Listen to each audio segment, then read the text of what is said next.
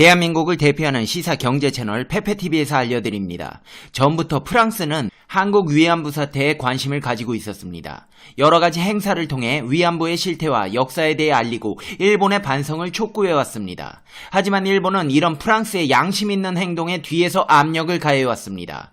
이런 와중에도 위안부의 역사를 알리려는 사람들의 노력은 끊이지 않았고 급기야 이번에 프랑스군 공식 문서로 위안부가 사실이었다는 역사 자료를 공개해 일본에서는 부들부들거리면서 당황하고 있다는 반응입니다. 자신들의 부끄러웠던 과거가 전 세계에서 문서로 공개돼 버리니 가뜩이나 올림픽이라는 경사를 앞두고 좋은 기분이 난리가 없겠지요. 근데 이를 어떡합니까? 페페TV가 공론화시킨 올림픽의 방사능 위험성이 전 세계적으로 점점 퍼져나가 문제가 야기되어 취소하라고 국제청원까지 들어갔습니다. 이야, 이거 올림픽 진짜 못 열리는 거 아닌가요? 요거 진짜 페페TV가 올림픽과 방사능의 위험성을 영상을 통해 공론화시켰던 보람이 있네요.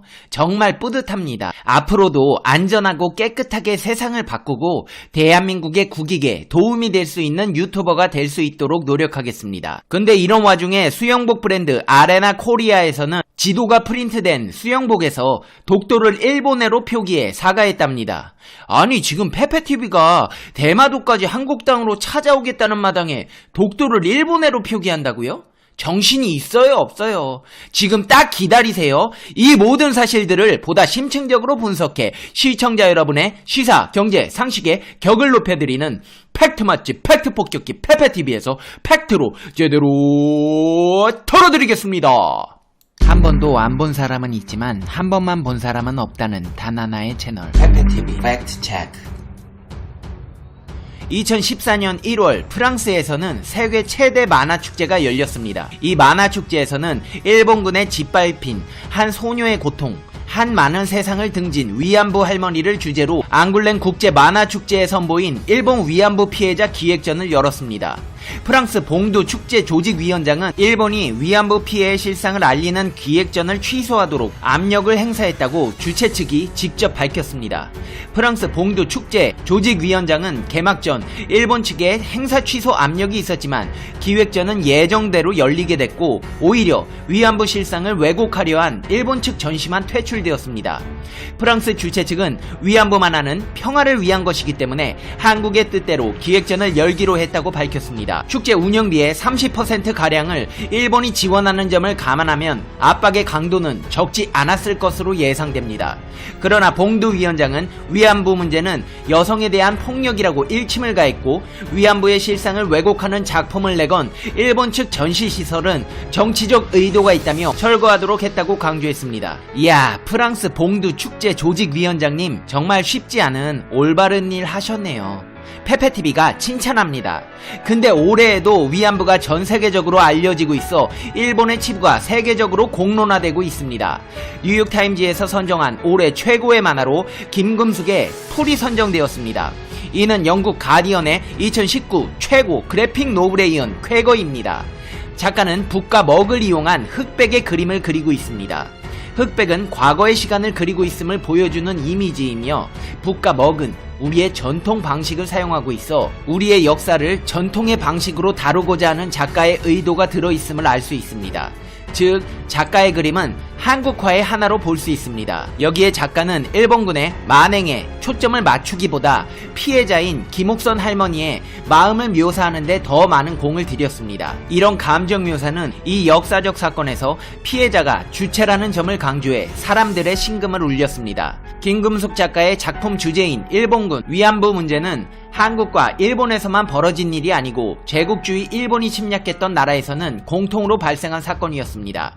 그렇기 때문에 이 일본의 역사적 치부는 인권과 가장 깊은 관계가 있고 특히 세계 여성운동과도 밀접한 관련을 지니고 있습니다. 풀이 세계 여러 나라에서 보편성을 인정받았다는 사실은 이 작품이 영국 가디언의 2019 최고 그래픽 노블, 프랑스 휴머니티 만화상 심사위원 특별상, 뉴욕타임즈가 선정한 2019 올해 최고의 만화 등으로 선정된 사실만 봐도 알 수 있습니다. 전 세계가 일본의 위안부 문제에 공감하고 있고 같이 눈물 흘리고 있다는 겁니다.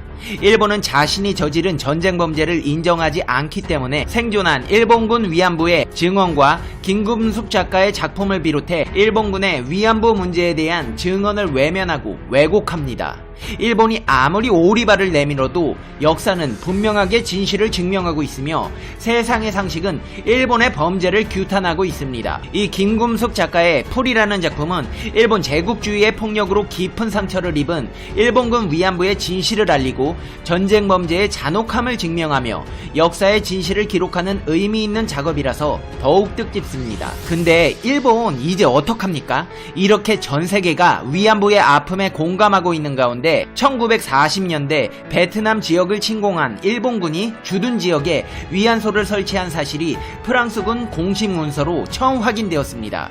국사편찬위원회는 프랑스 해외 영토 자료관에 소장된 프랑스군 문서를 분석해 하이퐁과 박린, 하노이 등지에 일본군 위안소가 설치됐음을 확인했다고 밝혔습니다.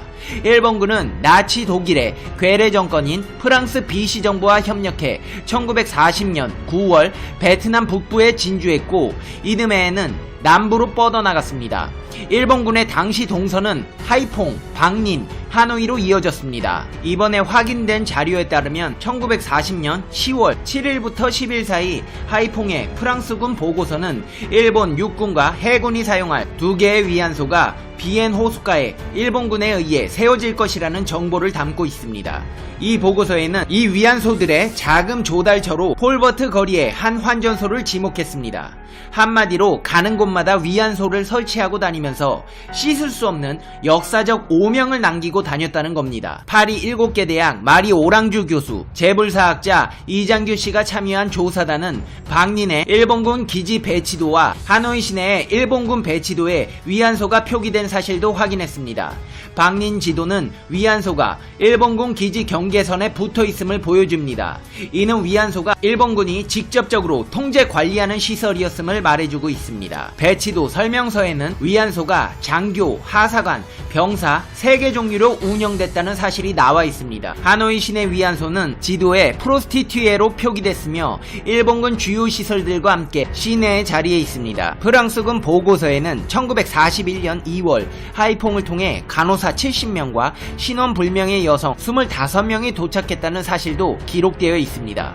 국사편찬위원회는 프랑스군 보고서가 일본군 관련 내용만을 추렸다는 점을 고려하면 이 여성들이 일본군과 어떠한 관련이 있음은 분명해 보인다라면서 간호사와는 구분이 되는 군 관련 여성들은 위안부일 가능성이 있다고 지적했습니다. 이렇듯 일본의 역사적 치부는 전 세계로 공론화되고 있습니다.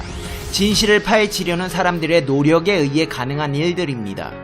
페페TV 역시 진실을 폭로해 전세계에 알리고자 노력해왔고 여기에 노벨상 수상자부터 방사능 전문가들까지 들고 일어나 그 결과들이 세계적인 움직임으로 나타나고 있습니다. 페페TV야 또 무슨 헛소리를 하고 있냐. 뭔 세계적인 움직임이라고 뜬구름을 잡고 있어.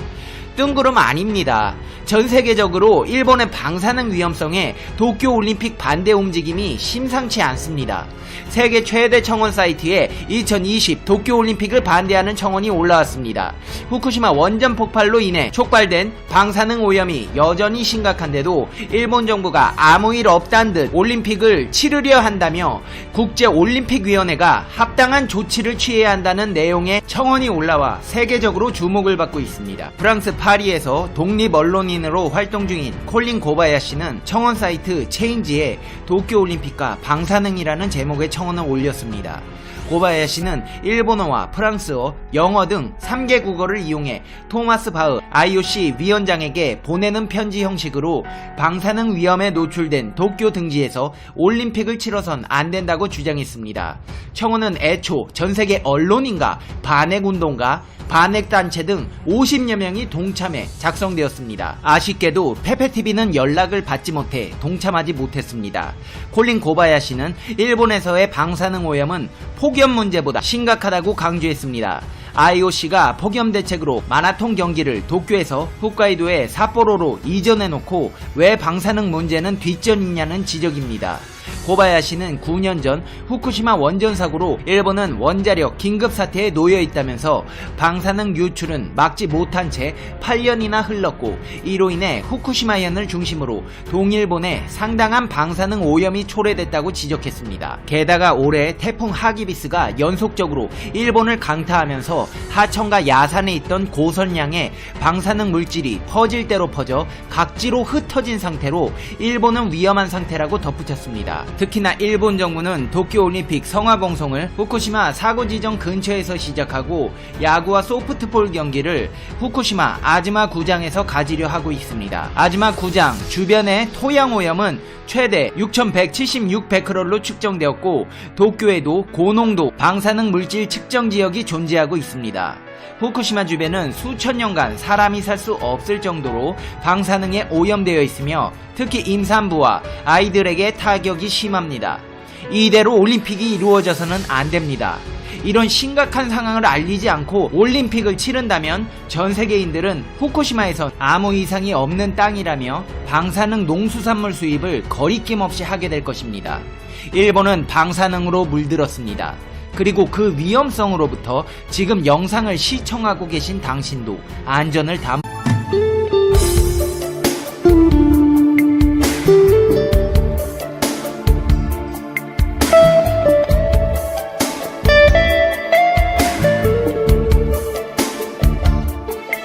you